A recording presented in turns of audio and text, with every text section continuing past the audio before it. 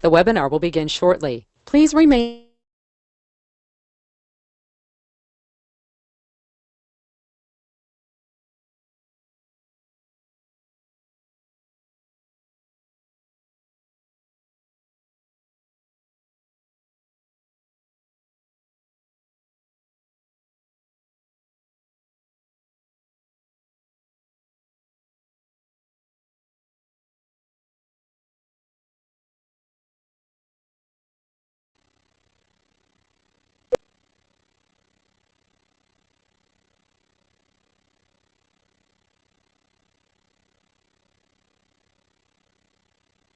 The webinar will begin shortly. Please remain on the line.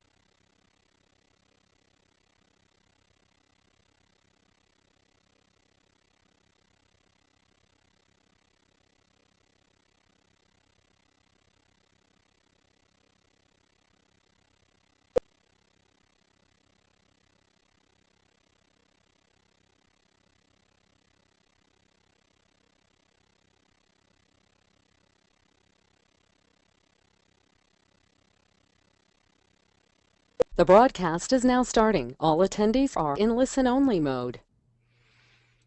So now everybody can hopefully hear me. There we go. I'm just going to give this a few more minutes, 3 minutes, let people have an opportunity to hop on. If there's still a lot of people hopping on at the show start time, which is 9 p.m. Eastern Daylight Time, I might give it a couple more minutes.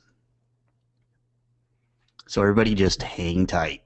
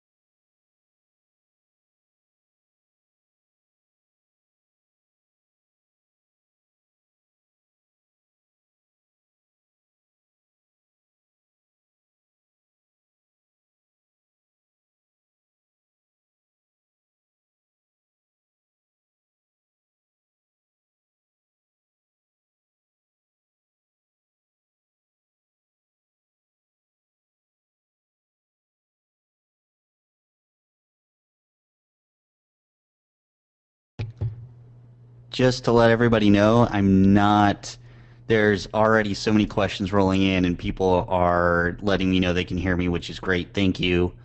So all the questions that are being entered right now, I'm pretty much going to ignore so that when we start the Q&A, I can try to get a handle on all these questions coming in.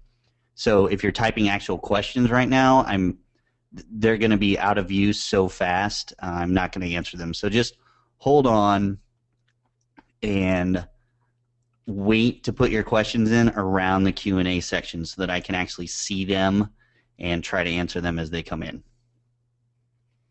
And we're going to give this just a couple more minutes. There's still people rolling in to the webinar, so we'll give them a couple more minutes. 6:02 my time, 9:02 everybody else's time.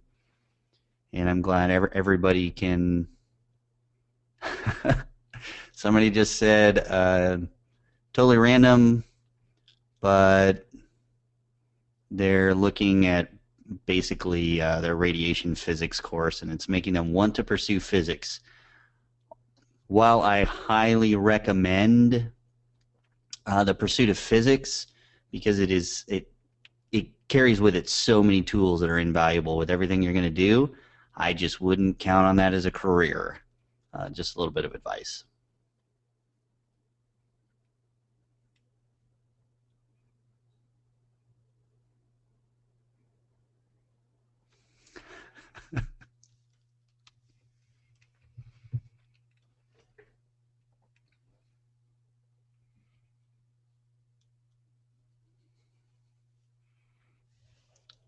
Apparently, some people got on after I said don't ask questions, but that's fine. I'm definitely very good at ignoring things, so that's not an issue.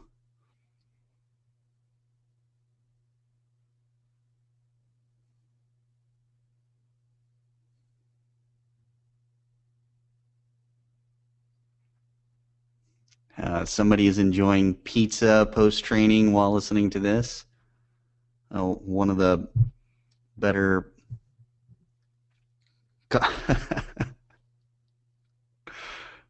Oh, some people's comments I really want to comment on, but I probably just shouldn't. All right, it's 6:02. There's still some people coming in, but it's slowed way down. This will be, I'm hoping it's going to be around 40 minutes total, and I'm going to try to speak clearly and limit my ums and ahs and things that I normally do on the podcast. So you're all here to basically, hopefully, learn how to time insulin better with your workouts, and especially with Carb Shock.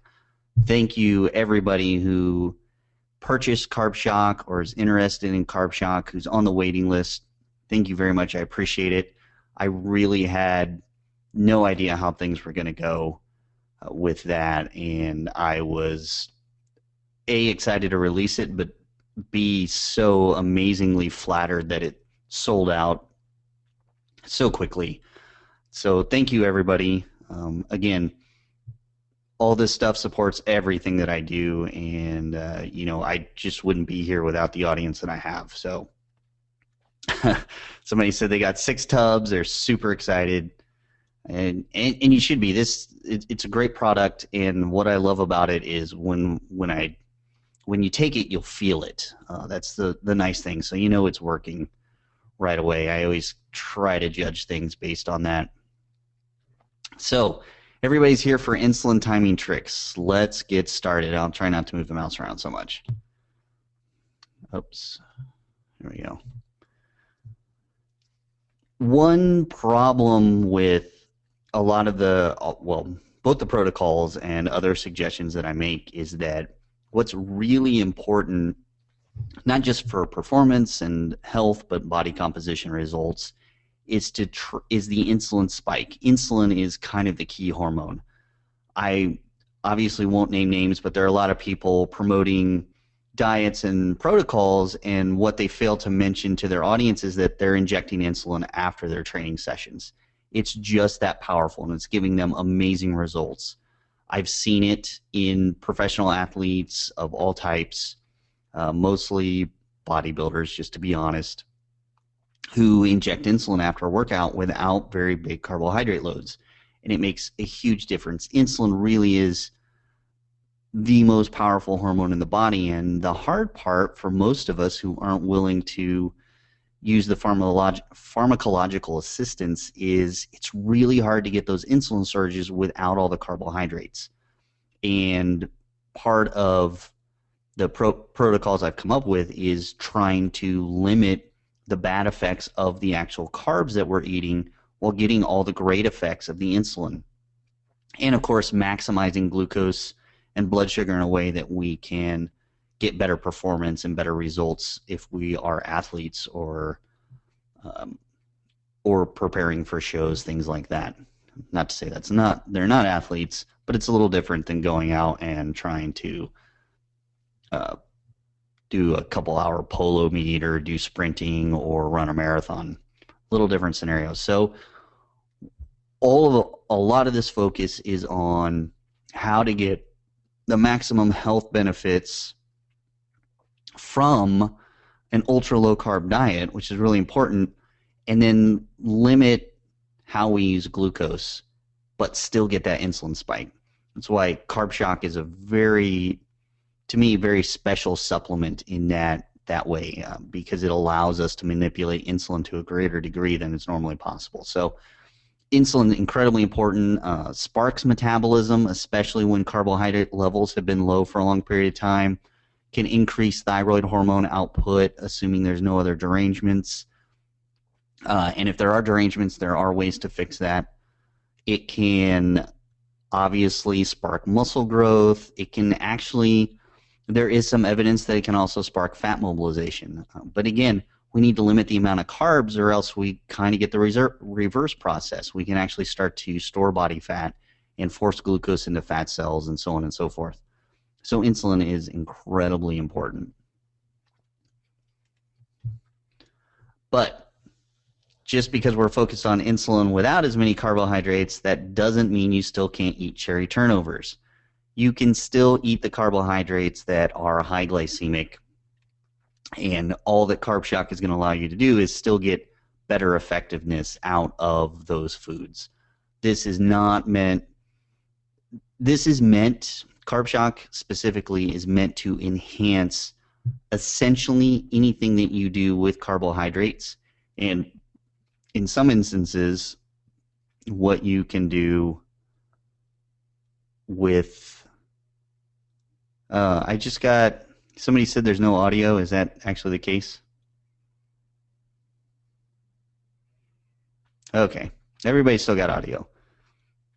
Good. Okay. All right, everybody. All right, good. Everybody can still hear me. Like I said, Carb Shock is meant to completely enhance everything that you do with carbohydrates, and even enhance your gains with your training sessions, even if you're not using carbohydrates. So Carb Shock will work even if you're eating cherry turnovers. I've not given up eating cherry turnovers, but I am more than happy to use Carb Shock when I do, and to use it at very specific times. So let's get into the timing effect. Everybody knows the perfect scenario for carb backloading. You're ultra low carb all morning, and again, I always specify ultra low carb. As you'll find out in CBL2, it is probably unlikely that a true cyclic ketogenic diet exists. There's all kinds of reasons that is probably very unlikely for most people. So it's important to remember it's ultra low carb all morning. That does mean that you're eating a high level of fat, and you're also getting protein. You want to train somewhere between 3 and 6 p.m. or 2 and 5 p.m. Basically, that window before what would normally be dinner is when you should be training. Ideally, after that, you'd wait an hour.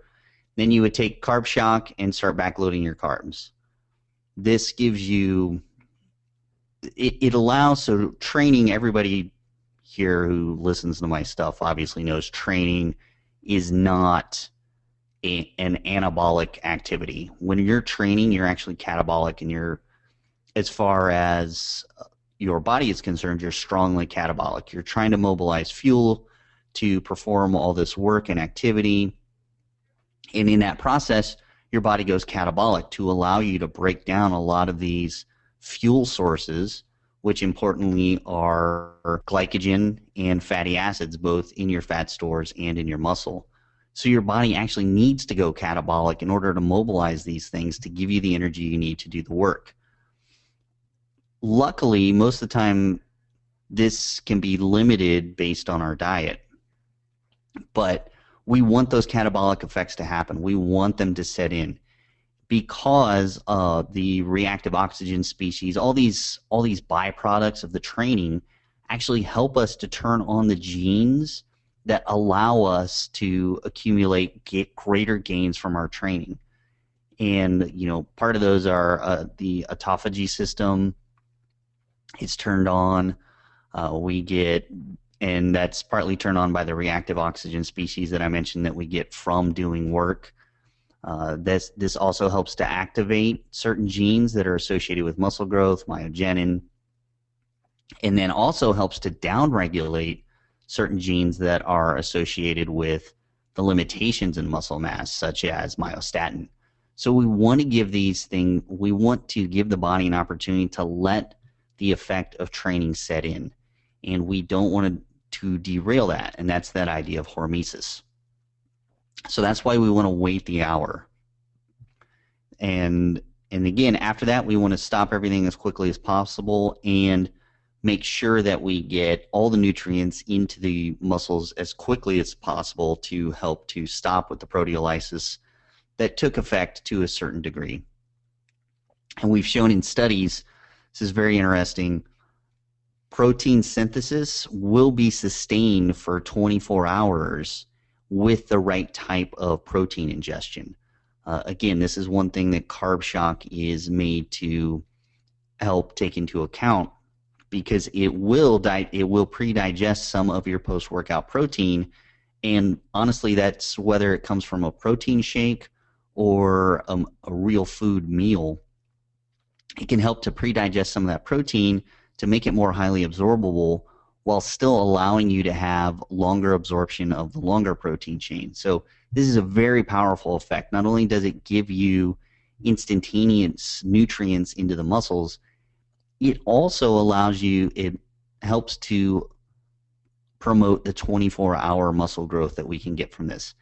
And this is some of the discrepancy we see in the studies where they compare hydrolysates directly to casein protein loads, and they can actually see less muscle accretion with the hydrolysates immediately post-training compared to the casein. And we see this because you've actually dumped a large amount of amino acids into the system, and it can't use them all, and then it clears them out through various processes, gluconeogenesis, and conversion into various byproducts. So you can't actually accrete that quickly enough. Whereas with the casein, you don't get a big dump, but it can fuel muscle growth for 24 hours. So that's why we see the discrepancy in a lot of these studies, and that's why we see mixtures of proteins actually do a little bit better than either of those two scenarios. So Carb Shock is actually designed to give you more of a staged release of amino acids and building blocks to enhance your training. And then, of course, that was way longer than I wanted to spend on Carb Shock in the perfect scenario, but it gives everybody an idea of why we want to do this, why we want to wait, and why Carb Shock is designed to give you both a really quick burst of amino acids as well as to allow some of the protein to be digested more slowly and give you the ability to fuel growth for a longer period of time. And of course, backload your carbs. Pretty much the general rule of thumb, and I don't care what your goal is, you always backload your carbs. There are very, very few instances where you would want to have carbs in the AM. Actually, yeah, very, very few. So the hardest, well, what people think of as one of the most weird scenarios is the AM training scenario. People train in the morning, and this obviously screws up some of the effects that we're looking for. One thing I just consider spectacular about carb backloading, it's actually been studied since I released the book, and its effectiveness is actually way more dependent, maybe not way more dependent, but equally dependent on the fact that it changes when your hormone levels rise and fall. And so always eating your carbohydrates at night, it's pretty much going to give you the best effects for body composition, health, and for performance. We may have to make some tweaks in very specific situations, but eating your carbs at night are always going to give you the best results for just about any goal. So you always, even if you're training in the AM, you want to backload your carbohydrates. So the AM scenario with Carb Shock is very simple, and in this one I'm going to go into some of the magic of Carb Shock that you just can't achieve in other ways. So you train in the AM. After your training, wait an hour, take Carb Shock. After that carb shock load, if you're going to ingest, uh, obviously carb shock, you're going to take with some protein powder. I would actually limit the amount of protein powder you take in this scenario. So 15 to 30 grams max. Do not overload in this AM post-training period. And then from then until dinner, or for an hour after taking that carb shock, we get a big insulin burst. That lasts for about an hour. So during that hour, we don't want to ingest too many of the saturated fats, butter, things like that. What we want to do is, if we're going to ingest any type of fat or nutrients, we want to ingest types that are very difficult to store and that have other pathways that are useful. For example, ketone production. That's why we would want to do coconut or MCT oil. And one of the great things about carb shock that I actually didn't think about until after we had the product, and an advantage that it has is, as everybody knows, and as I've recently put on my site, you have to be careful with taking caffeine around when you load carbohydrates. There are some benefits, but there are probably more deficits, and specifically how it affects cognition, possibly how it affects microstructures in the hypothalamus. It's not necessarily a good idea to combine caffeine and carbs. Well, in the AM, that gives us a huge advantage, because we can actually, they've shown you always in the evening, your training sessions, you will always produce more work in the evening. And this is a simple circadian rhythm everybody experiences. Your training sessions will always be better in the evening. You can produce more work even though it might feel like less. In the mornings, that's not the case. But if you add caffeine, simply just a few cups of coffee or a couple of cups of coffee, then you can actually get the same type of work performance in the morning as in the evening. But then we have the problem of, we do that, and some people might try to have a banana or whatever, but the problem is we've got caffeine interfering with those problems. And that's the beauty of carb shock. We can actually get a rise in insulin levels with caffeine around and not have the interference that caffeine would normally produce with glucose. So it's this fantastic combination of being able to get some advantages of a rise in insulin post-training without the carbohydrate.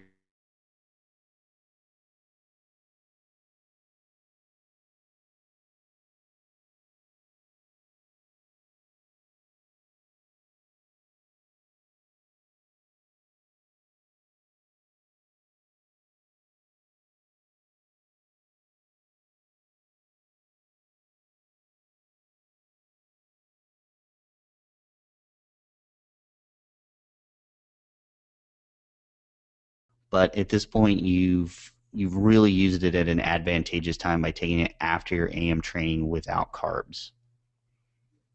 So moving on. Are all these explanations, hopefully things are going well and you guys are, I'm not speaking too fast or anything. Again, I want to be clear, if you are asking questions at this time, they won't be answered. You need to wait and type your questions when I get to the slide that says Q&A, because just stuff's coming in so fast that there's literally already thousands of posts in these question windows. So try to hold off your questions until the Q&A slide. Noonish scenario. This is another one. It's kind of odd. I used to consider it the worst time to work out for carb backloading, and I think there is actually a worse scenario than the noonish scenario. So the noonish scenario, which apparently is difficult for me to say right now, noonish scenario, is to stay ultra low carb until noon. This is actually a really good time to practice something that'll be discussed in more detail in CBL, but the idea of protein backloading as well. And in this noon scenario, it's actually a really good example of doing that, where you would keep your protein levels a little lower, you can keep your fat levels a lot higher, and then train around noon, your lunch hour, 1 o'clock. And again, you're seeing a very simple pattern emerging here. After you train, wait an hour and take carb shock.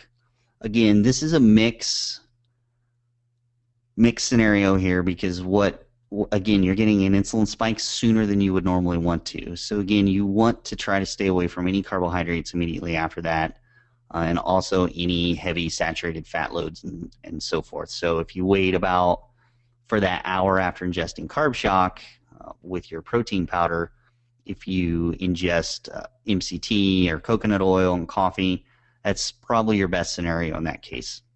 You could those would be your best sources of fat. So you could in that amount of time ingest lean meats if you wanted to, and if you're into salads and things like that, which around the turn of the century, salads were considered poor people food. If you're into that kind of thing, you could have a salad with some lean meat, things like that. But again, make sure the oil is coconut oil or MCT. And, pretty simple. Stay ultra low carb until dinner. Make sure you keep those fat levels high. And then backload your carbs after 6 p.m. around dinner time. Start backloading your carbs. Again,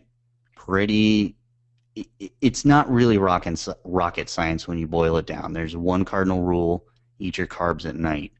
The trick is, in a problem that we've had previously, is being able to manipulate insulin specifically when we can't train at the best times, when we can't train in the ideal window.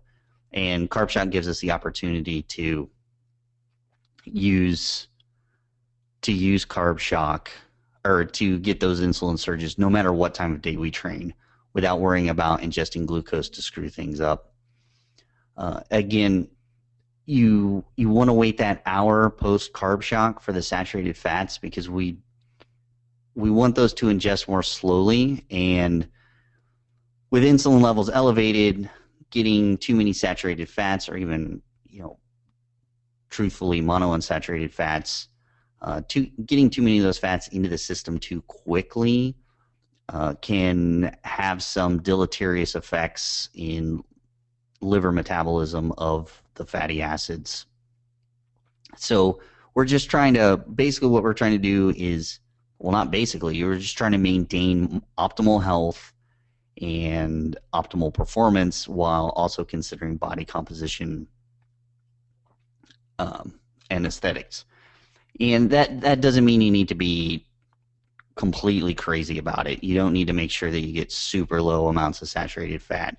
And if every once in a while you do have some saturated fat in that window, it's not going to kill you. What we're trying to do is build a framework here of things to pay attention to and to be cognizant of. So, like I said, you don't need to be crazy or asininely crazy. I'm just trying to give you the best scenarios to use. And those aren't always going to fit with your lifestyle or your day, and that's fine. You will still get phenomenal results regardless. If, say, for that, after your noonish meal, you have to have some cheese or a fatty cut of bacon, whatever. That's not going to kill anything. But if you can hold that off for, an hour or so, mix in some MCT oil with your Carb Shock and your protein powder, you're going to have great results. And, that's all. I'm just trying to help you optimize everything. So I don't want people to get bent out of shape about saturated fat, because obviously I'm a fan of saturated fat in the form of pig belly. So the noonish scenario is a difficult one, but it's made much easier with Carb Shock now. I really am. That's one reason I got so excited about this product, and during our testing phase was just having a way to manipulate insulin levels independent of the carbohydrate load. To me, that's just been a missing component for a while, and now it's not a missing component. The late PM training scenario is really the one that I consider these days the most difficult scenario, because we're training after a lot of people have to basically go train right before bedtime. They get home, they do have time for their post-workout shake, But otherwise, they really don't have any time to ingest enough carbohydrates to recompensate glycogen stores. So this is a very difficult scenario for a lot of people. We get a lot of questions about this one. And I would say that this is probably the most difficult scenario that you have with carb backloading. But again, the basic rules apply. Don't eat carbohydrates until the evening. So you stay ultra low carb. For dinner, you want to for dinner, you're going to start with your carbohydrate backload, but don't be scared of having fat in it. We actually want those meals to be somewhat fatty. Previous recommendations by me, which still hold, these would be the scenarios where you would have just a great example is peanut butter and jelly sandwich or something with a lot of fat and your protein and your carbs. It's going to give you a slower ingestion of the carbohydrates. It'll give you a slow fat release so that when we do train, we don't want high insulin levels and we don't want high blood sugar levels when we go into that late PM training session. It will affect performance and it can affect gain. So we want to try to limit that. We don't want spikes. If we have spikes and then our blood sugar gets too low before training, we're looking at a possible scenario of a really crappy training session for one.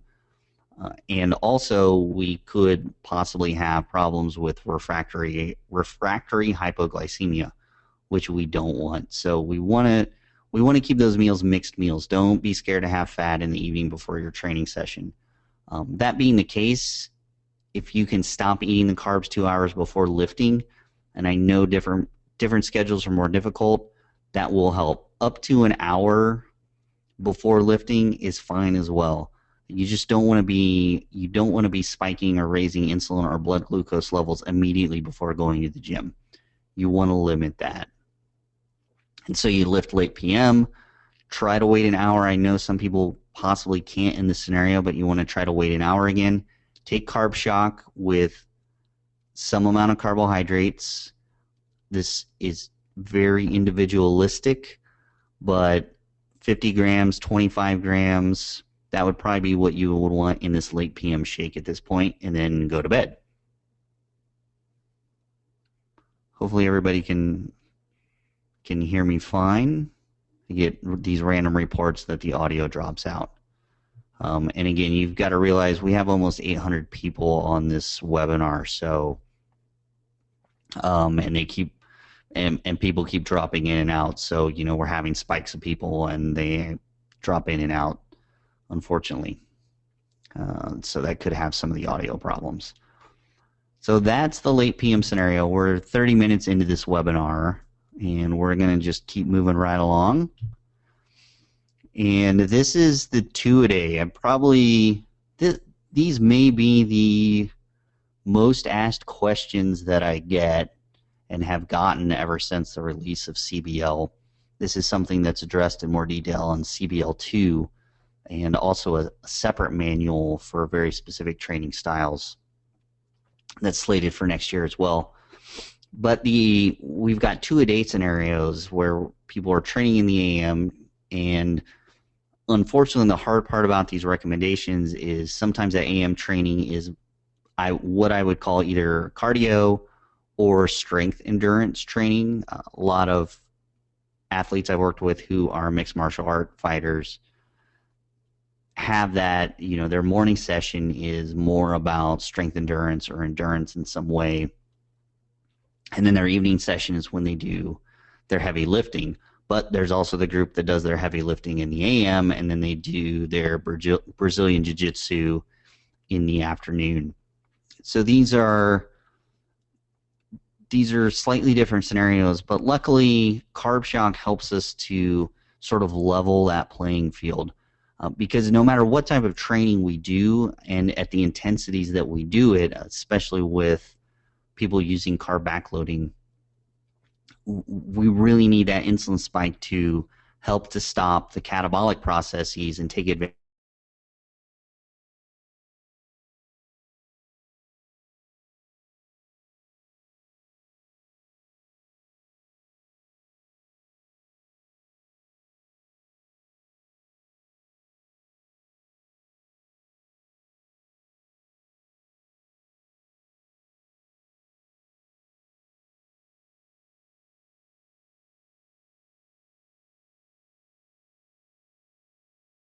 Again, you've already used Carb Shock at an opportune time when you really had no other options for that insulin spike. And now after your PM training, you do have various options for your insulin spike. If you want, you can use Carb Shock in that scenario and get a bigger insulin spike, or you can just use foods.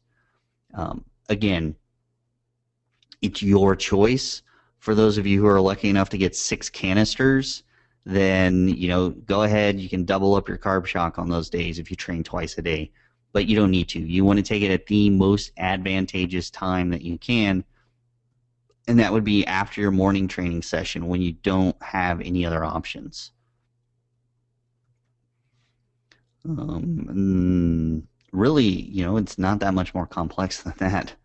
Funny enough, I know everybody gets bent out of shape about the 2-a-days, and the problem really was the recovery after that early morning session. And you could do things like eat a banana or scenarios like that. But again, we've just introduced glucose into the system. And really, the positive effects about being ultra low carb are just that. It's being ultra low carb. It's keeping glucose out of the system as an available energy source from ingested carbs. We really want our energy to come from intramuscular glycogen stores when we're training. That is the best possible thing we can do. And unfortunately, we really didn't have the ability to do that very well with AM training. And now we do. We can make vast improvements. So what about women? One thing that I really love about Carb Shock, and I really loved with the people who were able to test it, I was able to get quite a few women who are pretty intense athletes, but the problem was they couldn't carb backload effectively because they just couldn't. Women in general have less muscle mass than men, and in general, well, there's all kinds of reasons. Actually, it's a little bit harder for women to deplete glycogen stores, and again, it makes it more difficult to be able to gauge how many grams of carbs that you can and should eat, which made it very hard, very difficult in carb backloading at a very basic level to do carb backloading with women easily.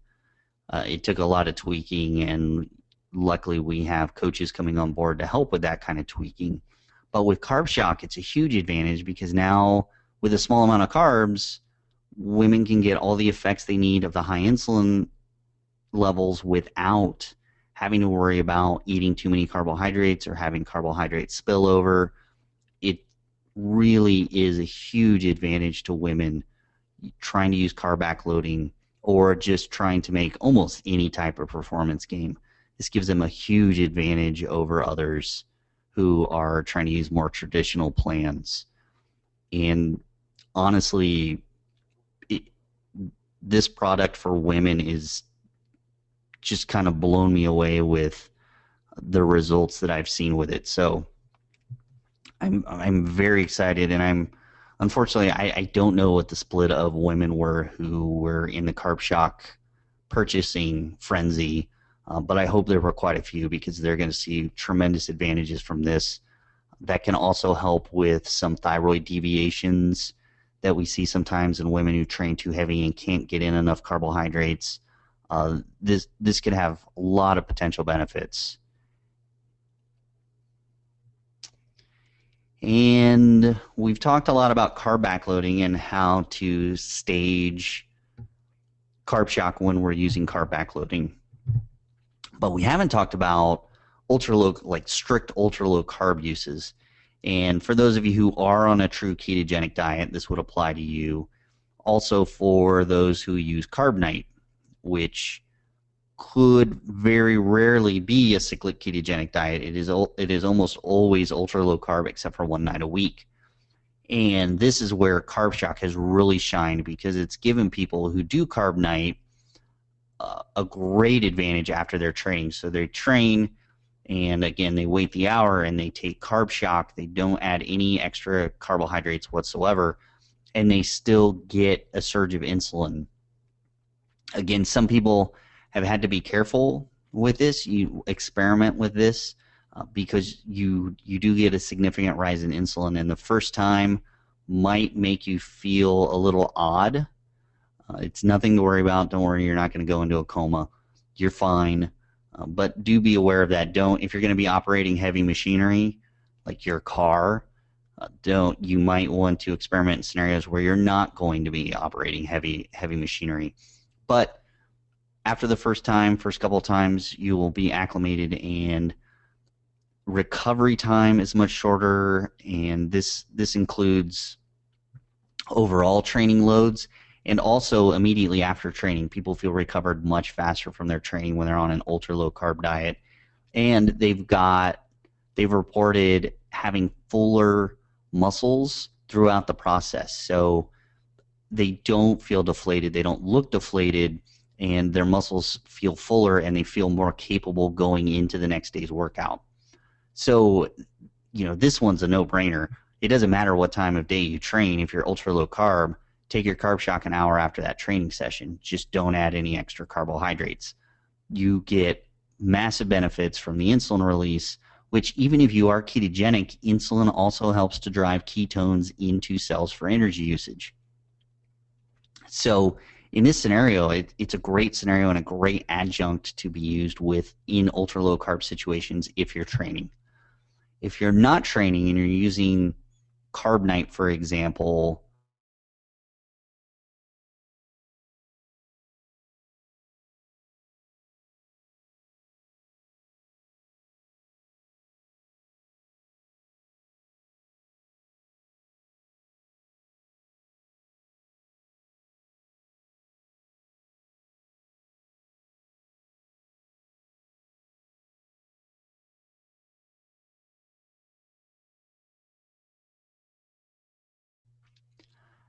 this also addresses a huge problem that a lot of people have had, and it's just they're worried about eating clean. Again, a lot of the foods that are very effective at spiking insulin levels, unfortunately, are what I call junk. They're junk carbs. To me, they're very specifically a tool that we're using, a tool in our tool belt, but a lot of people either A, don't want to eat processed foods for whatever reason, or B, they're allergic to some of the easily accessible foods like cherry turnovers, for example. They're worried about the gluten content and those kind of things. Whether they should worry about the gluten content is a topic for another webinar maybe. But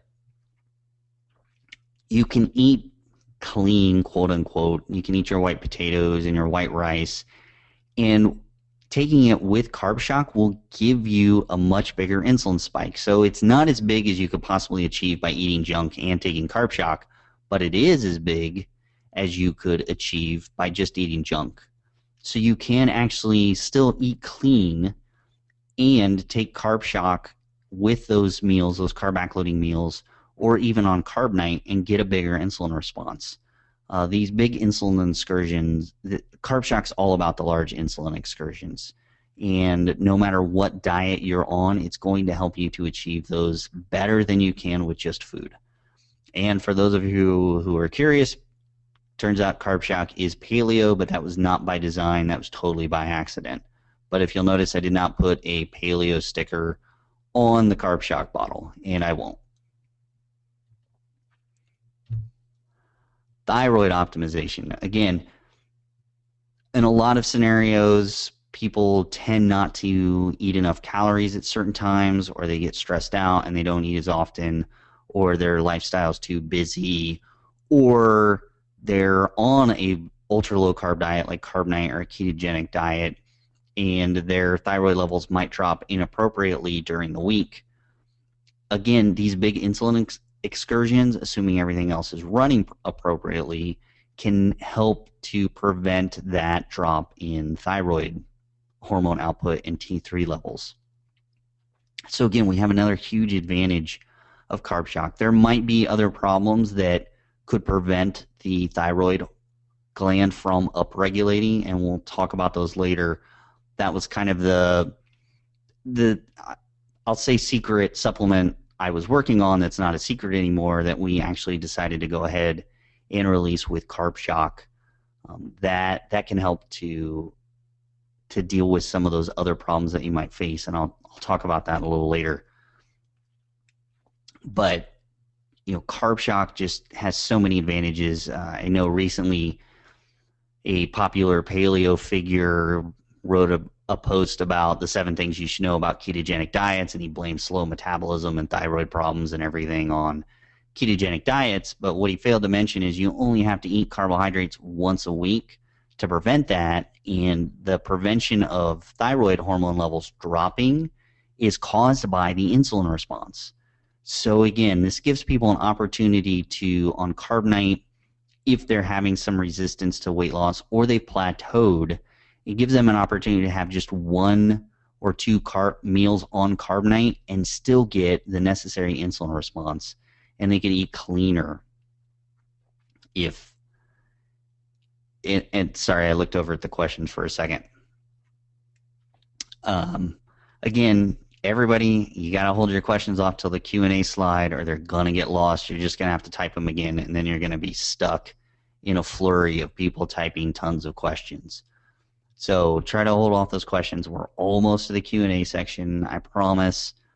We've got 2 hours scheduled for this. I don't know if everybody wants to stay on, but I won't cut this off before I'm done saying everything I want to say, and before I'm done answering questions for at least 10 or 15 minutes. So again, thyroid, we do get a metabolic optimization out of Carb Shock. Part of that is regulated by thyroid output. So Carb Shock, for those of you who purchased, thank you so much. I really do appreciate it. That shows a lot of confidence in everything that I've done, and it's very flattering, and you will not be disappointed.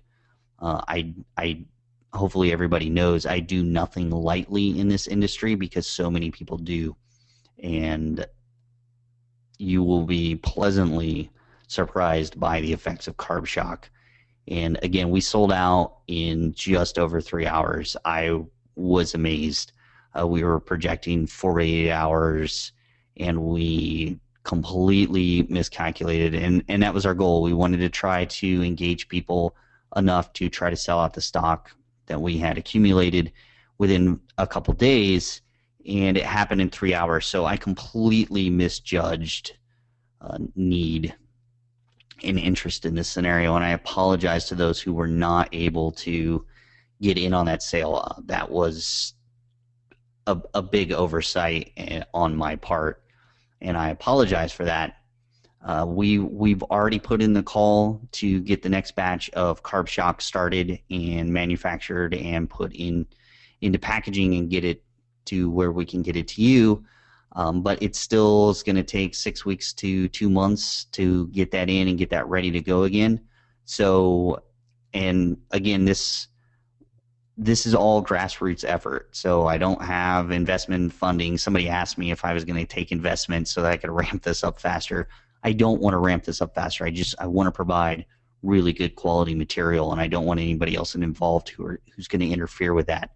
So this is a grassroots effort. So even the next batch is going to unfortunately be a limited supply, and every time we will increase the supply, but it will be a slow growth. So if you want to make sure that you get in on the next batch, go to carbshock.com, put in your email address, get on the waiting list. We'll inform you and keep you updated, not just on when we're releasing or the day. We'll give you updates about what's going on in the manufacturing process, so you can kind of keep abreast of that, and to give some people insight into what goes on in this whole process. It's not very simple. Unfortunately, I wish it was, because I would have had this out 2 years ago. So again, sold out very fast. I have a feeling that's going to happen again.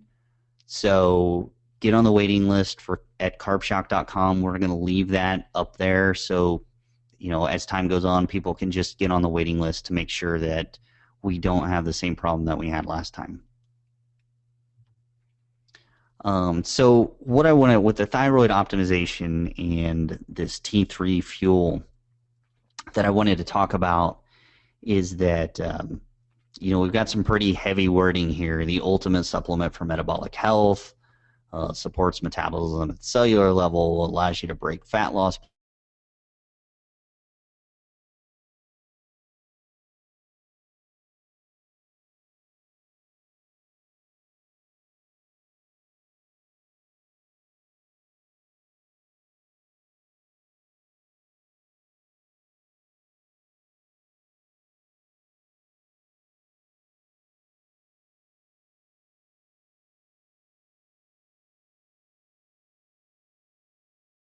to train heavily while trying to recomposition their body weight, or just people trying to lose weight in general after coming from a carbohydrate-based diet, is the mitochondria are actually somewhat ill. And when that happens, they actually can give an upward signal cascade that tells the body it's got to downregulate thyroid hormone. Because if it keeps thyroid hormone levels too high, then the mitochondria are being asked to produce higher and higher levels of ATP, or to basically oxidize more and more nutrients. And when that happens and they're already sick, then they become more sick, and they become more sick and more sick and so on. And actually they can get so sick that they start to dysfunction, which turns on the oncogenes, which is a likely candidate for what basically triggers almost all cancerous reactions. So we've got a couple problems. One problem is when doctors just focus on the thyroid gland and thyroid gland output, they see that it's lowered, and then they will introduce either T4 or T3 supplementation, which actually forces the mitochondria to continue to over-oxidize fuel, which just makes them more and more sick. We're just making the body more and more sick in that case. Even though we've corrected thyroid hormone levels, we're actually asking the mitochondria and the cells to make themselves more sick because we're not helping them out. And then other formulas that try to, other supplements that try to trigger thyroid health and thyroid levels, they really just give supporting minerals and nutrients to help to try to produce more T3 or T4. Unfortunately, again, if the cells of the body are sick or not in an optimal metabolic state, they just refuse to let that work. The cells are trying to protect themselves. The mitochondria don't want to get more sick. They want to be fixed, basically, and you're just not allowing them to do that, especially if you've been on a carbohydrate-based diet.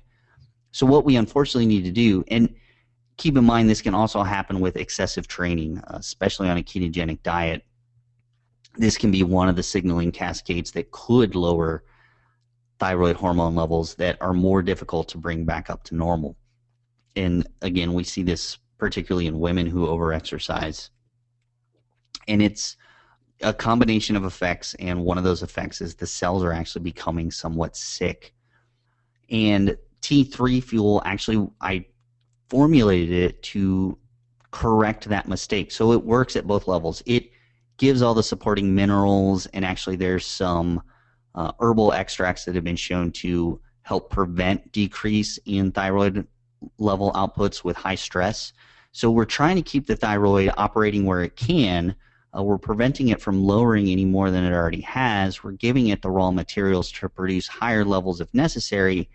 And at the same time, I've included clinically significant dosages of resveratrol, like real resveratrol, not reverse resveratrol, not the cheap crap that actually does nothing. I've included resveratrol because it has been shown to, by its action on the SIRT1 pathway, to help with mitochondrial biogenesis. It helps to increase the health of the cells at the cellular level. So it helps to actually make the mitochondria more healthy and more efficient again, so that the upward cascade can continue and the cells can say, hey, we're healthy, things are going great, we've repaired ourselves, it's okay to go ahead and turn up thyroid hormone levels again. So this formulation is actually designed to target both endpoints of that cascade. It's designed to target the cell itself, the mitochondria in the cell, and it's designed to target the thyroid gland itself. So I'm trying to get both ends of that cascade to start to communicate properly with each other because they're both healthy and have what they need. Again, there's some great research coming out on resveratrol and its effects on thyroid hormone, and these are in humans. So it's this fantastic.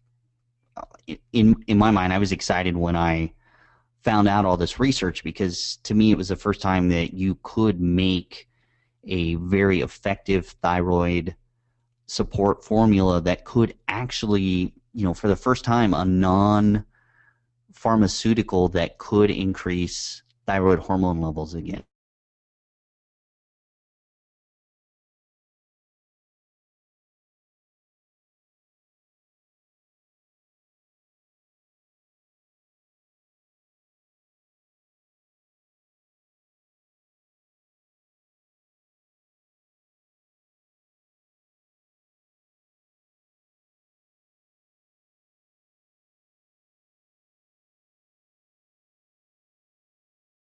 Metabolism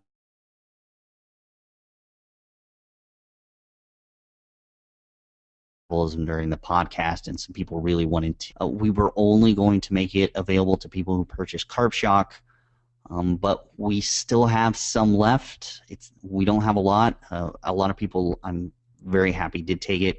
It is a great adjunct to anything you do, and it will allow Carb Shock to work more effectively if you do have any metabolic abnormalities, especially at the cellular level.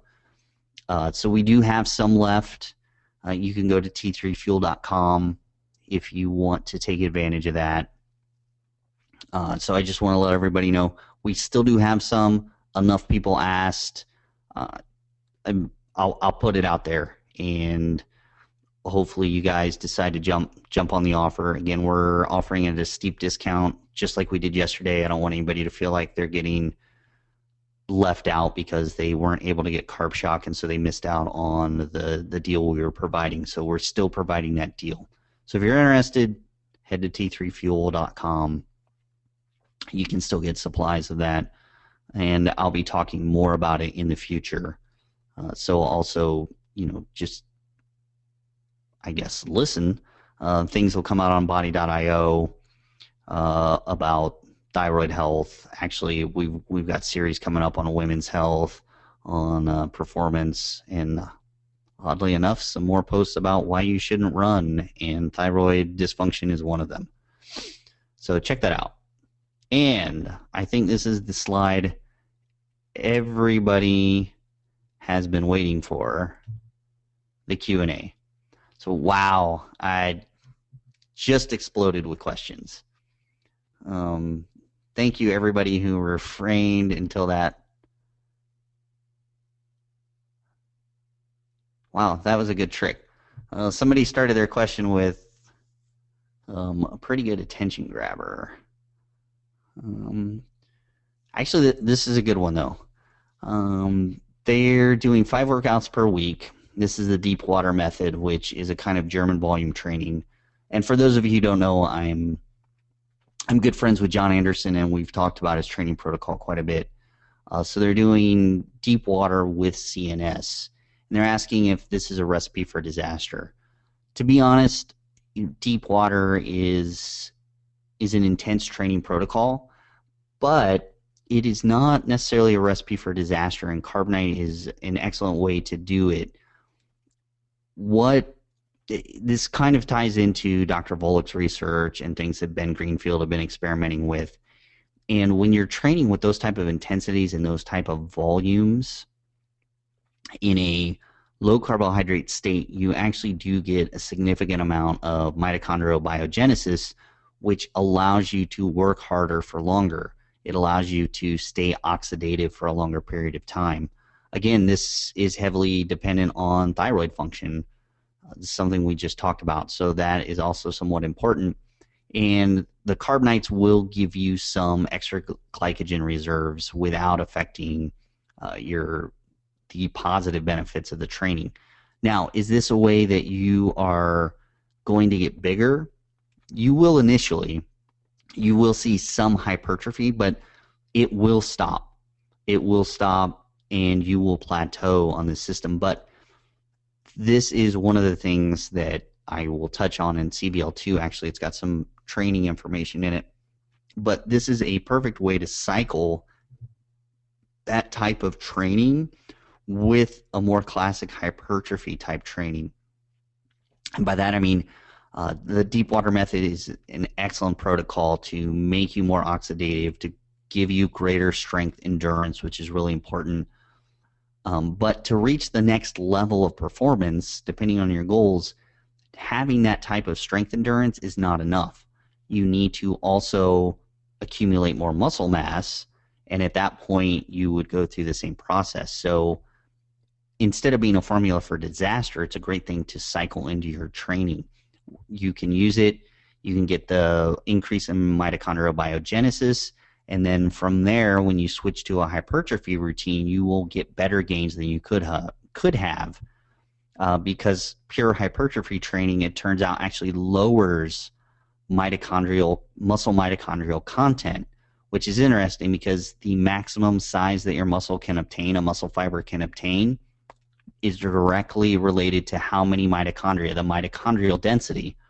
Well, it's kind of interesting. Hypertrophy training lowers mitochondrial density. So if you do pure hypertrophy training all the time, you're limiting your gains. But at the same time, if you do exercise that increases mitochondria density, it actually makes your muscle fiber slightly smaller. So you need to cycle the two. And John Anderson's deep water method is an excellent adjunct into pure hypertrophy training to allow you to get just consistent maximum goals, especially if your goal is hypertrophy or your goal is hypertrophy with strength endurance. Excellent adjunct. So that was a good question. Let's see what else we've got here. Here's one, and this addresses what I said earlier. It's like, I'm having trouble getting back into ketosis after my carb night. And then they want me to clarify if ketosis is important for fat loss on carb night solution or not. Ketosis is not essential for fat loss. There are many benefits of having high ketone levels, but you're ketogenic every night. You wake up ketogenic.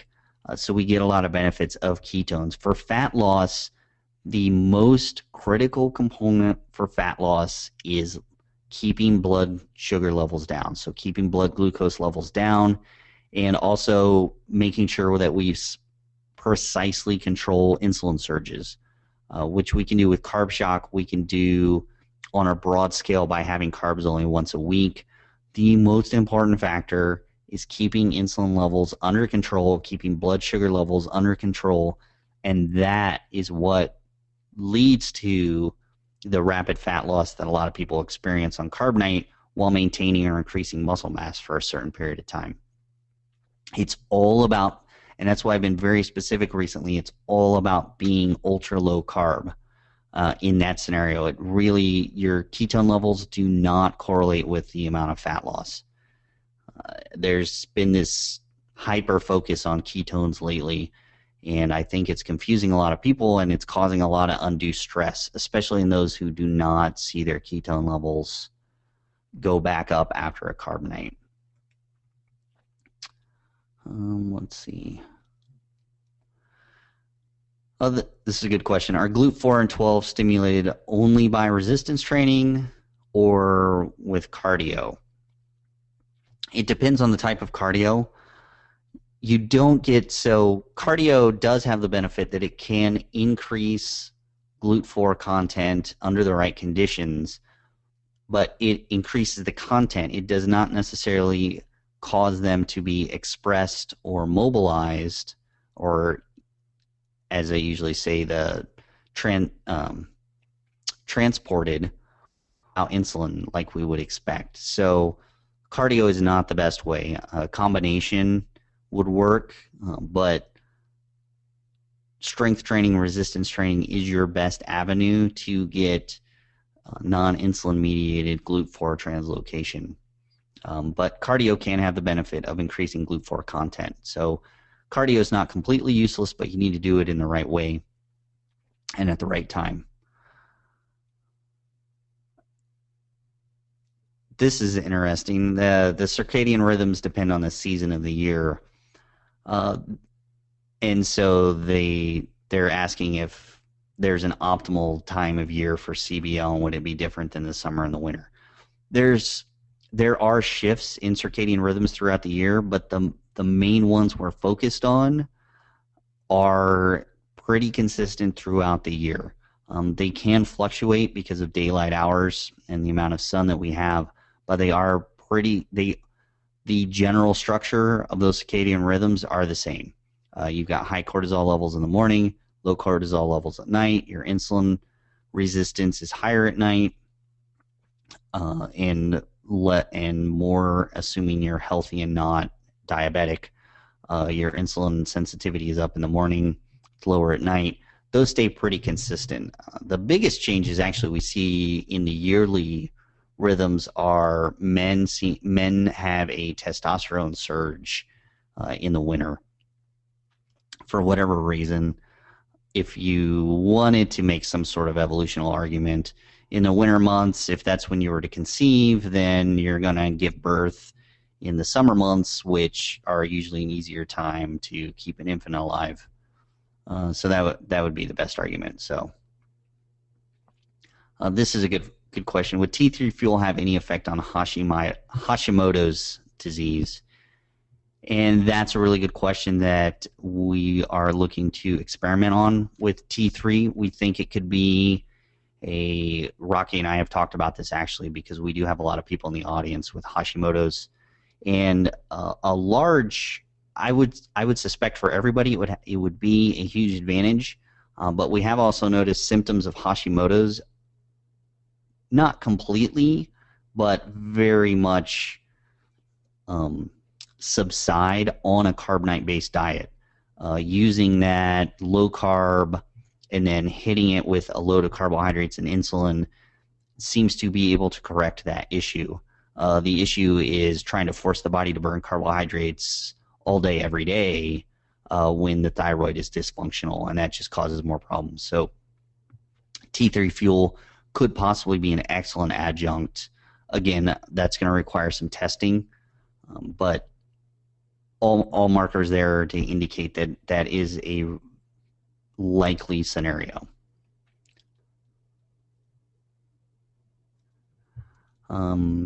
This is a good question. If I train 4 times a week, would I be better served using a carbonite or carb backloading template in conjunction with the use of carb shock?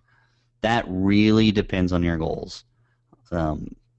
If your goal is completely to just get rid of body fat, then you'd be better off using carb shock on carbonite in that instance.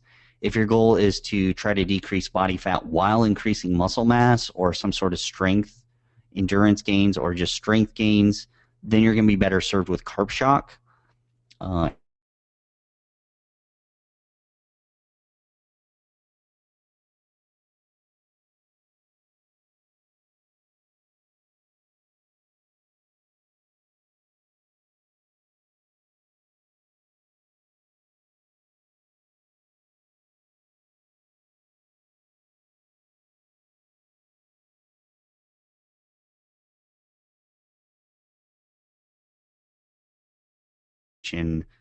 To use to get excellent performance, still get strength gains in the gym, very good strength gains, while really focusing on losing body fat. If that's your goal, that is an excellent way to use carb shock. And actually, I have some close friends who were guinea pigs who use it that way.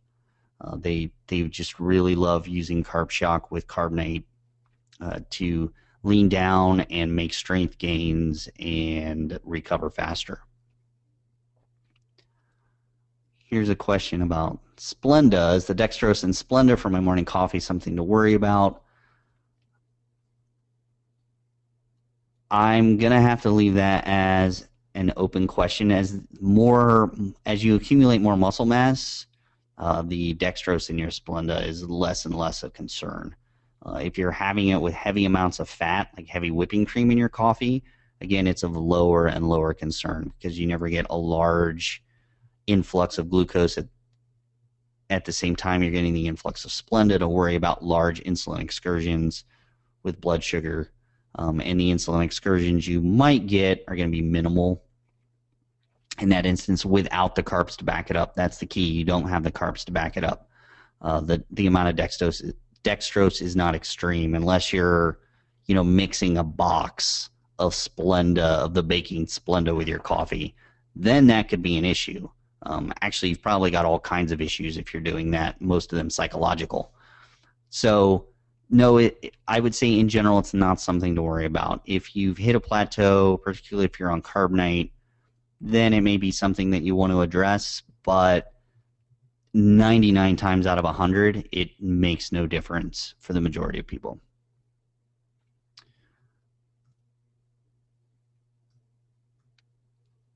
So that was I missed that one. There was a question about, where'd it go? That's an interesting question as I'm scrolling through here. Will T3 fuel ultimately get me off my thyroid meds? It depends on the type of thyroid issue you have. Again, I can't give medical advice. I can only tell you that there is a potential that it could. I don't know exactly what your issue is, so I can't say for sure, but there is a possibility. You might be on thyroid medication because your cells have become dysfunctional for some reason, and that's what T3 is specifically designed to address, is trying to get cells healthy again. And if that's the limiting factor, unfortunately, your thyroid medication is making that worse instead of helping that situation. So the adjunct of T3 fuel with thyroid medication and then slowly ratcheting thyroid medication down could possibly work. Again, you want to do this under the guidance of a medical professional, and I know Dr. Patel is through Body.io taking on people to consult in these scenarios and other scenarios. So that's one place where you can go and get information on that and work with him in that scenario.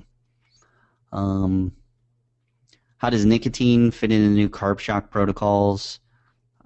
It fits in just like it always does. Nicotine is fantastic because it activates mTOR and can be used really well with fat burning, and that's kind of its main purpose. It does have a slightly anabolic component, but more specifically, it targets receptors in fat cells that allow fat cells to release fat independent of the adrenaline pathways. So even if you might have some adrenaline insensitivity, what a lot of people like to term adrenal fatigue, which it is not, then nicotine can help you to continue to mobilize body fat in those scenarios. Again, I very heavily want to stress the limited use of nicotine because you could potentially take too much and cause problems or become addicted to it, which I wouldn't want to see. I go into great detail, being very specific on the dosages of nicotine you should use in nicotine declassified. A lot of people are asking about carb shock to different countries. We're working on that. One possibility right now are reshippers who will ship your orders for you to other countries. That is the best option at the moment. Again, that turns out to be a pretty difficult problem, and luckily our formulary is top notch, and actually they're worldwide. So we're trying to find out if we can work with some of their formularies in other countries to get the product produced there so that we can get it to people in different countries. So we'll keep you updated again on that. If the Carb Shock wait list, we'll give you all the updates as we have them to these various problems. Again, when we're going to get more, and also how things are going on working on the shipping and getting things formulated in other countries. Let's see. Wow, so many questions. Here's a first responder question. And so this is chrono shifting, it's called, that somebody's asking about this. So they're asking about first responders, firemen to be exact, and they're talking about many of them are awake periodically throughout the night, and does it mess with circadian rhythm? Do they have GH spikes throughout the evening, at night, even if we wake up for an hour and go back to sleep? So these chrono shifts and chrono disruptions are actually pretty intense and a little more difficult to correct. We may be able to insulin is very powerful. It can actually reset certain hormonal rhythms if we introduce it at the right times. So depending on if you can be truly chrono shifted, you can actually reset how your hormones act according to when you eat your carbohydrates. So assuming people are on a normal sleep schedule, what we're doing is we're resetting hormone levels to healthy and normal states, and actually accelerated states, by having people eat their carbohydrates at night. This produces increases in adiponectin. It increases levels of leptin during the day, which is really important for fat loss and health. And it also corrects ghrelin deviations, which is, again, also very important for hunger management and body fat loss. So just by eating carbs at night, we reset a lot of hormones. So if your day is shifted and your night, quote unquote, is in the morning, you can use carb backloading to actually reset your hormones to match your sleep schedule.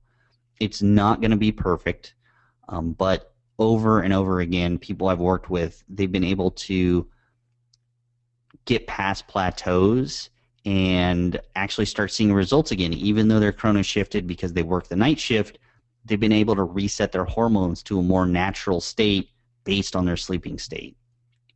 Now for firemen, this is something I worked on with Dr. Rocky Patel, and I still consult on it with him. This is a more complex scenario, and one thing working against you are your elevated levels of cortisol pretty much constantly. In that scenario, your best bet is actually a carbonite type diet, because when you take carbs out of the diet for prolonged periods of time and you have elevated cortisol levels, cortisol actually becomes a very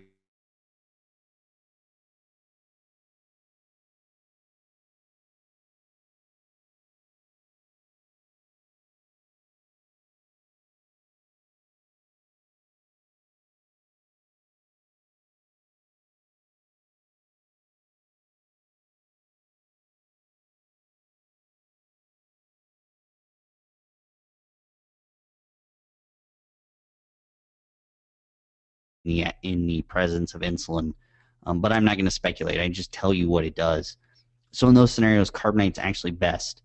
What's really difficult under that scenario is when it's go time and you've got to go into a fire. You really need to make sure your diet is heavily fat balanced. You cannot operate as a fireman if you're going to try to be ultra low carb and doing it by being also low fat. Many people have tried it and they've had very serious problems, particularly lightheadedness and an inability to function in high heat scenarios. So you can actually do temperature acclimation training to help mitigate that, but at the same time, you need a constant supply of fat. So that would be your best scenario, because you're keeping carbs out of your diet. I don't know how many people know this statistic, but first responders, and that's firefighters, military, also police officers, they have their first major coronary event. So say, for example, a heart attack, by the time they're 35. The average U.S. citizen doesn't have their first major coronary event until they're 55. So this is a very huge difference, and a lot of this comes from the accelerated stress response. So the focus needs to be on making that stress response at least not detrimental. So that really needs to be the focus. And I don't want to go into too much detail there. I mean, that's a book in itself. So I hope that helped answer your question. Let's see. Vaso. What's your take on using vasodilators pre-workout with the goal of hypertrophy in mind? Well, that one's interesting because working with powerlifters, I actually they were asking what they could do. So vasodilators, we've got some conflicting information. For example, restriction training can potentially accelerate growth, and that's because it can cause a stronger catabolic signal during the training, which we can also take advantage of by waiting an hour after eating. You know, that period allows the catabolic responses to set in a little more deeply, whereas occlusion training, it's called, can also cause those to be stronger, can cause those catabolic reactions to be stronger in that case. So using a vasodilator with the goal of hypertrophy can be somewhat counterintuitive. Now, as you get bigger and you accumulate muscle mass, you run into a scenario called temporary claudication, which is where your muscles actually get so pumped and full of blood, they cut off circulation to themselves. This is going to sound funny, but actually one way to circumvent that is very powerful vasodilators. And I know that some popular ones that work amazingly well, especially if you have very bad temporary claudication problems, which usually happen in the calves, in the shoulders, in the biceps, are things like Viagra and Cialis. And in really high performance athletes, I have talked about that effect, and they have brought it upon themselves to try those out with phenomenal results, better training, faster recovery. So I'm not saying you should take those substances, but if by some chance you need them, they will provide benefit during your training, especially as you do get bigger. But will they help you get bigger faster? That's hard to say. We need some research on that. But that's an interesting side note on alternative uses of erection medication. Oh, this is a good question. This came through actually a couple months ago. Somebody brought this up, and that's insulin sensitivity after an afternoon nap. As far as I know, afternoon naps do not disrupt the circadian rhythm. I looked for research on that, could not find anything to lead one to believe that there's a disruption of the circadian rhythms in that instance. So keep everything status quo.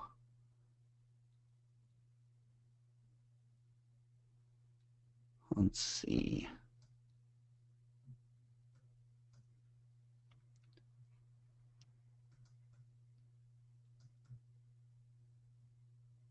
Allergic, somebody.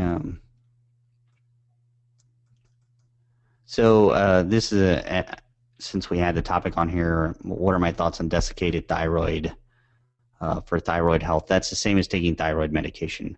You may not be helping the health of your thyroid gland at all. You may actually be making everything else sicker.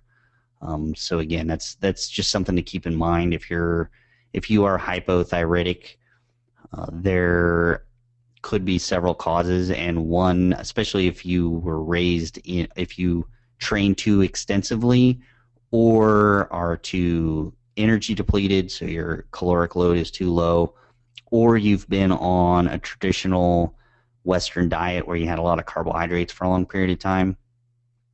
Your problem also probably stems from mitochondria that are becoming dysfunctional, and that needs to be addressed. I don't care what any other problem is, that needs to be addressed, whether it's by going ketogenic or using something like T3 fuel. That problem needs to be addressed.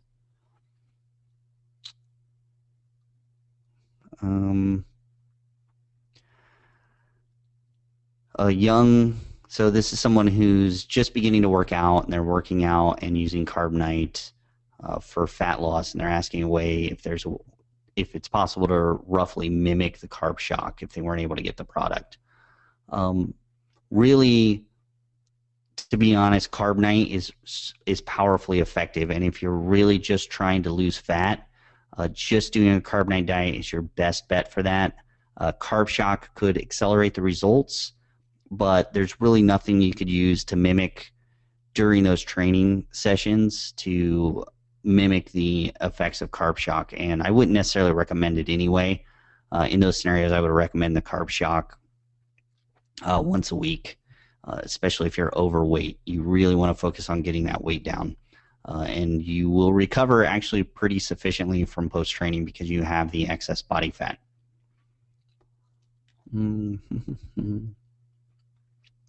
Can I get results as a female having some carbs with my lunch? That's a loaded question. It really depends on your ability to tolerate carbohydrates. I've seen examples of people who are carb nighting and for long periods of time, and every once in a while, so like once or twice a month, they have carbs with their lunch. It doesn't seem to derail the effects at all. It doesn't really even seem to make a difference. But that's very limited. That's very different than eating carbs every day at lunch. I would say you're not going to get the effects that you want. But you will be carb depleted, which is always an advantage. Let's see what else. Is it possible to use vitamin C as a cortisol blocker post-workout? You wouldn't really want to do that. Very high levels of vitamin C have shown to limit training gains because it is very strongly antioxidative.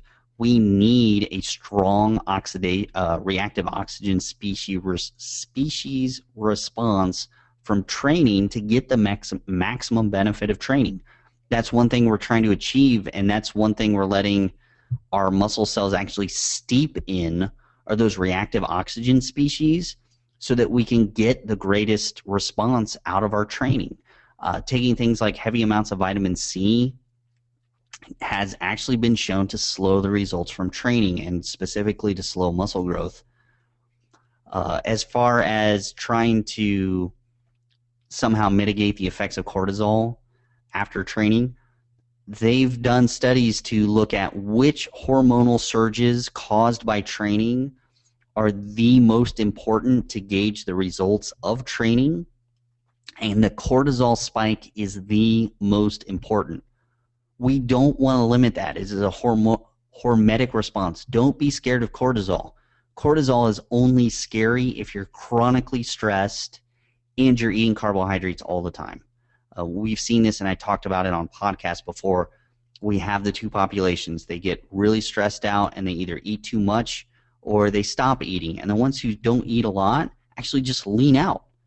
Phenomenally, they look great, and that can go on for a certain period of time. But those who eat a lot of carbohydrates blow up really fast. Cortisol can be a powerful hormone. It should not be villainized. It needs to be understood.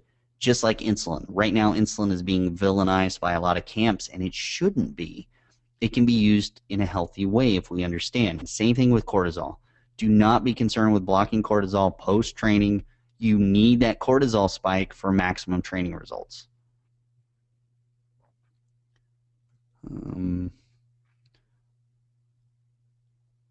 Let's see. Has anybody so far that has had difficulty with the results on CNS and taken carb shock seen improved results?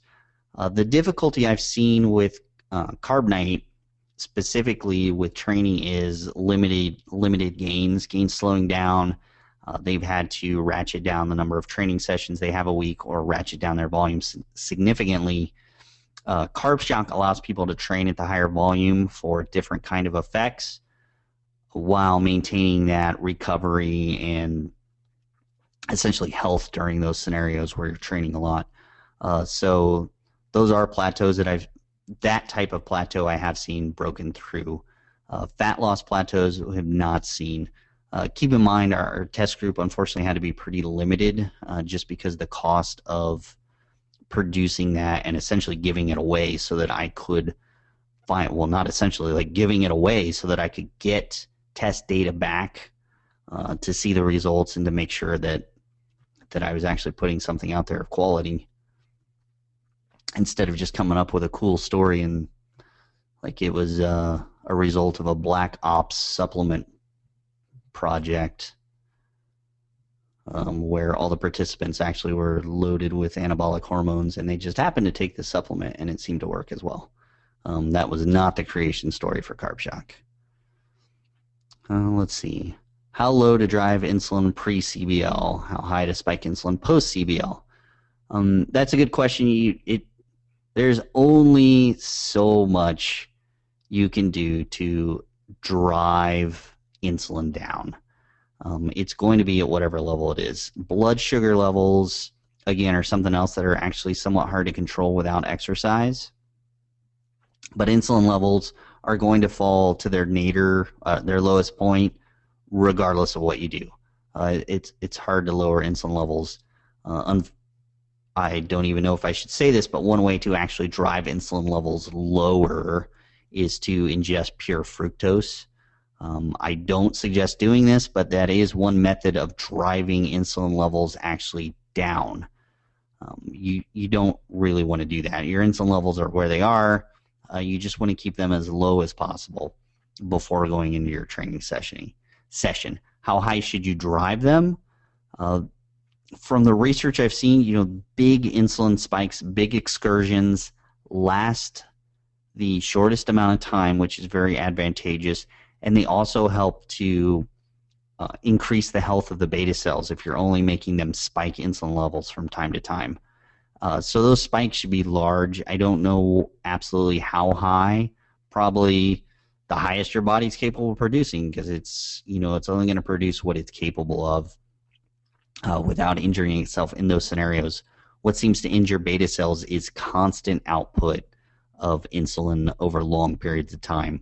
They just don't have that capacity. They essentially, that takes energy. Producing insulin takes energy, and essentially beta cells need to recover. They need a recovery period. So you can work them really hard, and just like resistance training, you do resistance training once a day. It makes your muscles much stronger. If you try to do that resistance training all day, every day for 24 hours, or even for 16 hours, you're going to make your muscles very weak and actually probably injure yourself. That's exactly what's happening with beta cells. You're giving them an opportunity to work at their peak and then rest. So that's one of those things where you could get caught up in the minutia, and it's just not even something to worry about. Your body's going to do what it's going to do. It's going to do it as best as it can do. You just need to guide it in the right direction, and once you get it in that direction, get out of its way. Most people have problems on both of the dietary protocols because they overthink all of it. And this isn't in direct relation to a question, but a couple friends of mine were on carb night, and they were being very specific about and they were in different places in the country. They're being very specific about their fat levels compared to protein levels. They were, calculating everything. Their carb nights, they calculated out how many carbs they should get. It was almost ridiculous. And then they spent a week with me. It was basically a business networking week, and they both happened to be there. And they saw how I ate and how easy it was for me compared to them. And they're like, wow, I need to relax. And both of them moved past the plateau that they'd been stuck at for a month or 2 months because they relaxed and stopped worrying about it. So the more you focus on this minutia, the harder the diet gets. The diet, the science behind these diets is very complex. I will give you that. And I'm constantly learning more to refine them. But the end result is actually really simple. So don't overthink it. The principles are very simple. If you stick to those, you don't need to worry about the minutia. The only time I would get to even a remote level of minutia is getting somebody ready for some sort of sporting event, whether it's getting on stage or a strongman competition or a powerlifting meet or, an Olympic event. And I don't mean Olympic lifting, but like polo or soccer. Those scenarios, I'll be a little more focused on the minutia. But in real life, you don't need to. It's going to hurt you more than it's going to help. So do we still need leucine in our shake if we take Carb Shock? No, that's actually part of the synergistic components of Carb Shock, so you don't need to buy leucine anymore, you can just use your carb shock. What I also try to do is combine ingredients that I've recommended in the past and also provided enhancers to make those more effective so that you've got one synergistic formula. And protein backloading, is it necessary? That's a good question, and the answer pretty much is no, it is not necessary. There are certain instances where you will want to hold your protein loads off a little bit, and we covered those earlier in the webinar, but it's not strictly necessary. Some people who've hit plateaus have then protein backloaded, but basically what was going on was they were eating too much protein in the first place. Their ratio of fat to protein was just way too low. They were eating too little fat for the amount of protein. And then when they protein backload, they inadvertently shift that ratio in the first half of the day to more fat and less protein. That's the key component there. So if you need to think of protein backloading in a sense to make sure that you get the right ratio, then yeah, protein backload and use it as essentially a mental tool to make sure you do everything correctly. People want to know about fiber timing around training. To be honest, I never really worry about fiber supplementation. So I guess take it whenever you feel like it. I would stay away from it post training just because it is going to slow down the absorption of nutrients, but otherwise use it as you see fit. Let's see. There's an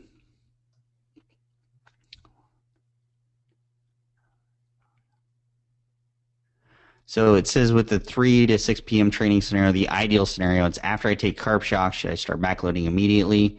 Yeah, in that ideal scenario, take carb shock when you start eating carbs. That can all coincide. Carb shock's made to amplify the ideal scenario and then make all the non-ideal scenarios far more effective.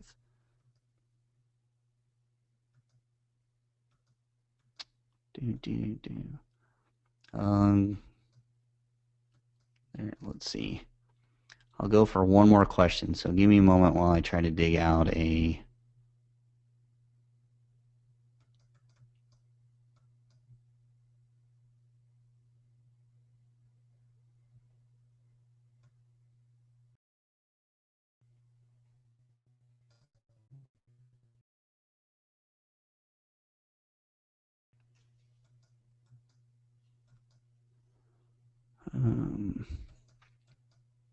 hopefully so far before I get to this last question,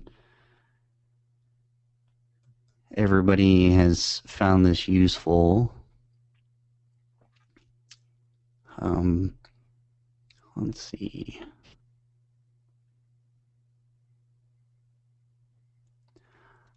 This is actually one I want to address just because I know people will probably make this mistake.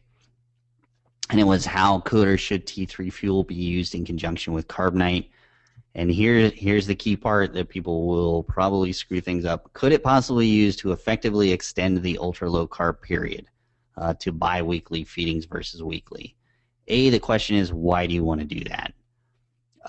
The insulin surge is not just about thyroid hormone regulation. It's also about regulating other incredibly important hormones necessary for fat mobilization, like leptin. We need, and ghrelin, we need to regulate all of these hormones. What T3 fuel would allow is if you are possibly training too much or you're in some sort of metabolic problem and you have low T3 levels, it will help to repair things at the cellular level so that you can get the correct thyroid response when you eat the carbs. Don't think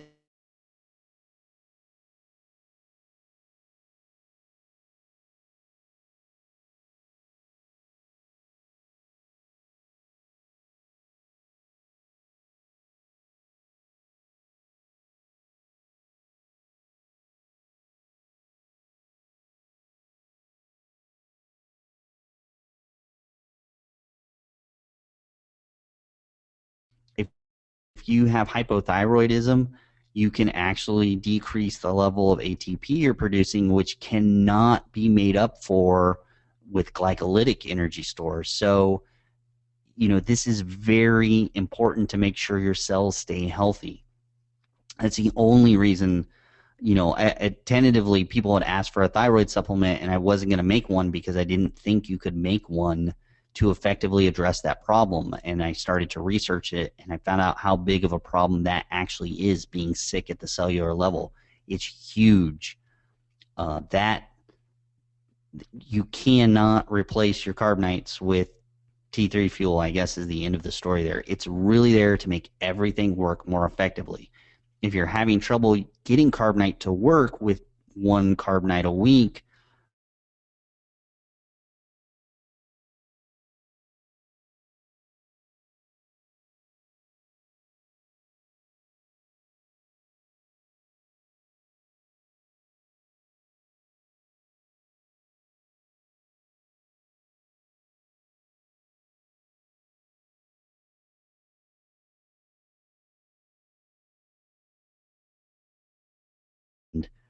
you have plateaued for a long period of time. In those scenarios, I would start extending it until I can get it back to a weak level. Again, T3 fuel should be able to help with this scenario if you are having them once a week and you're plateaued. So I said that was the last question. Let me just take one more scan through the ones that just came through. And let's see.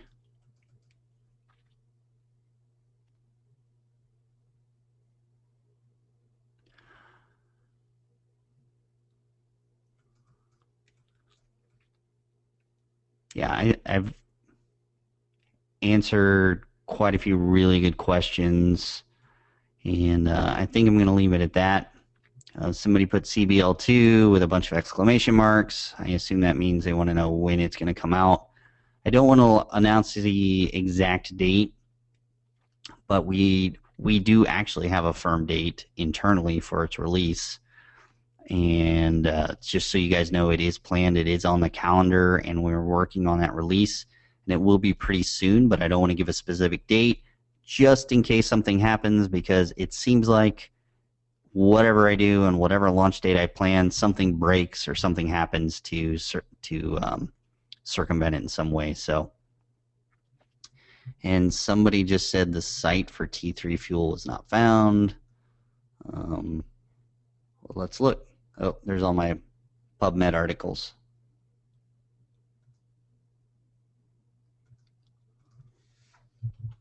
T3fuel.com. Looks like it's there. Everything seems to be working, so. All right. Thanks, everybody, for being on.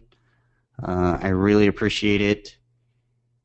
This was a great turnout, and actually much better than I expected. So thanks, everybody, for being on the call.